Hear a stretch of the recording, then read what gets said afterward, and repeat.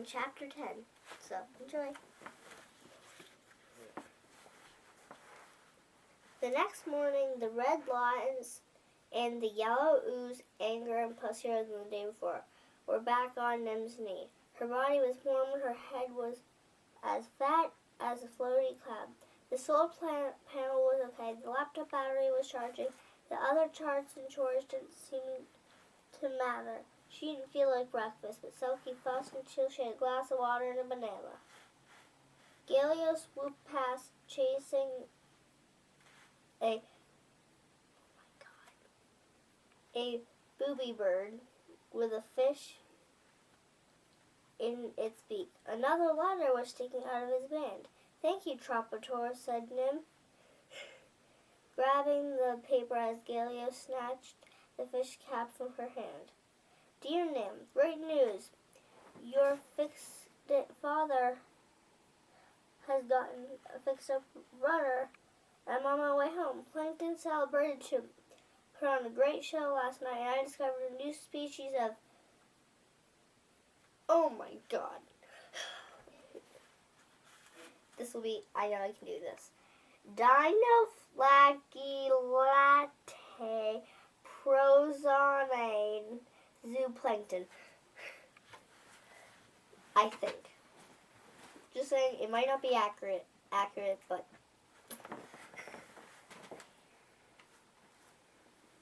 it doesn't look exactly like you, but I named it after you anyway. Protozonim.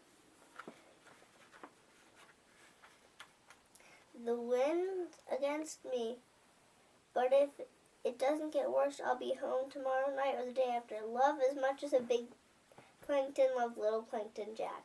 Nim knew she out to be happy and out to write a letter back.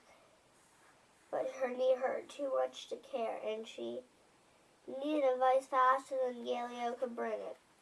She dozed beside Selkie, and when she was too hot, she went back to the hut. The battery was charged. Just for a moment, she wondered if Alex Rover still wanted to write to her now the rafts were finished, but there was no one else to ask. To aka@incognito.net. From jack.russo@explorer.net. Date, Friday, 9th April, 10:48 p.m. o'clock.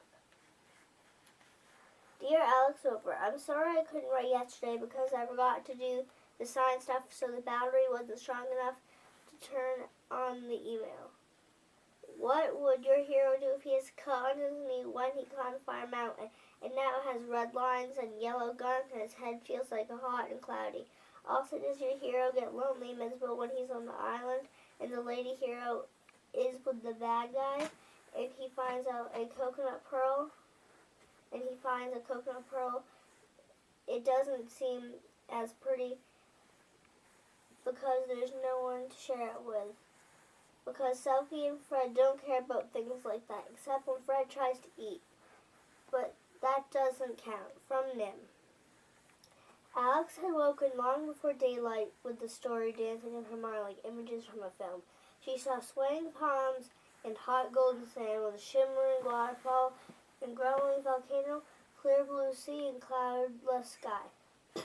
As the sun came up, she looked out at the dawn-gray roofs and railways and put on the seabird songs and dolphins' duets. Just like being by the sea, the blurb proclaimed. Not quite, said Alex, turning on the computer.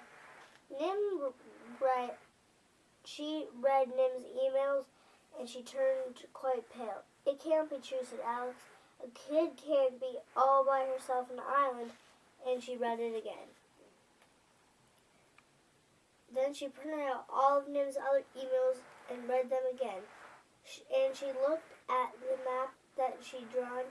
She read Nim's email about climbing Fire Mountain and what the island looked like, and realized that Nim never mentioned another person.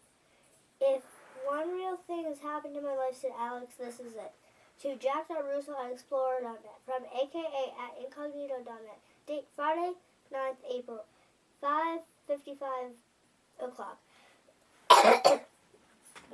Dear Nim, if my hero's knee were very swollen and sore, he would soak it in the sea and then clean it up with the fresh coconut juice and bandage it.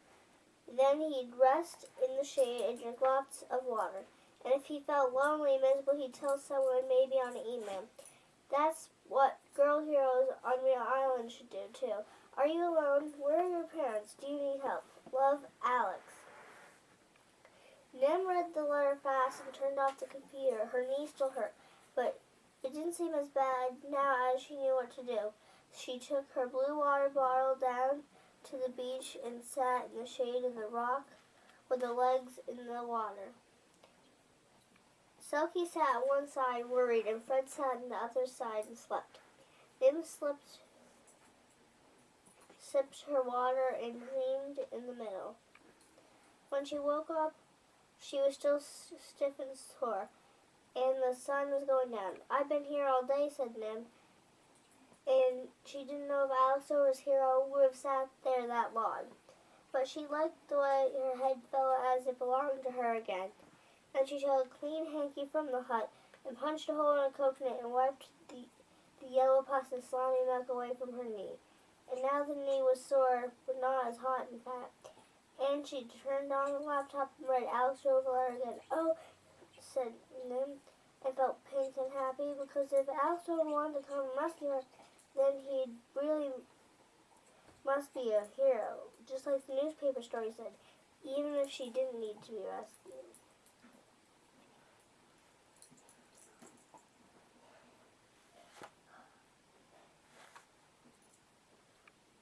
I just realized something. What?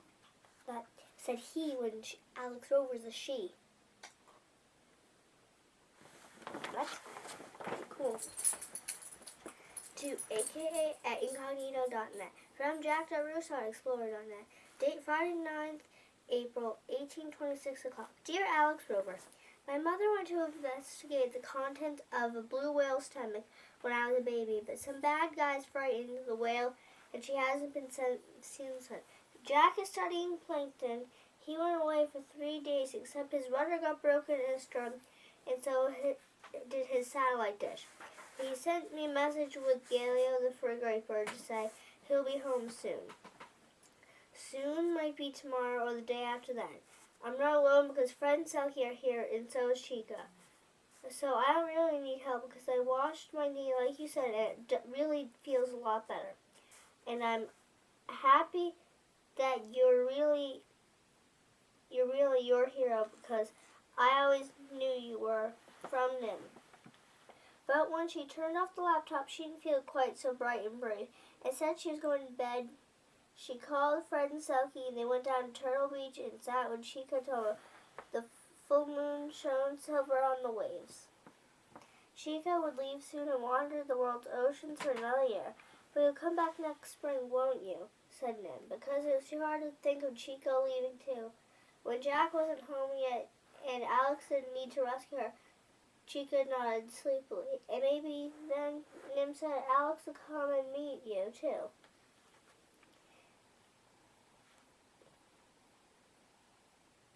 Okay, now we have to stop here because we just reached chapter 11 and we're not doing that one today. So, bye.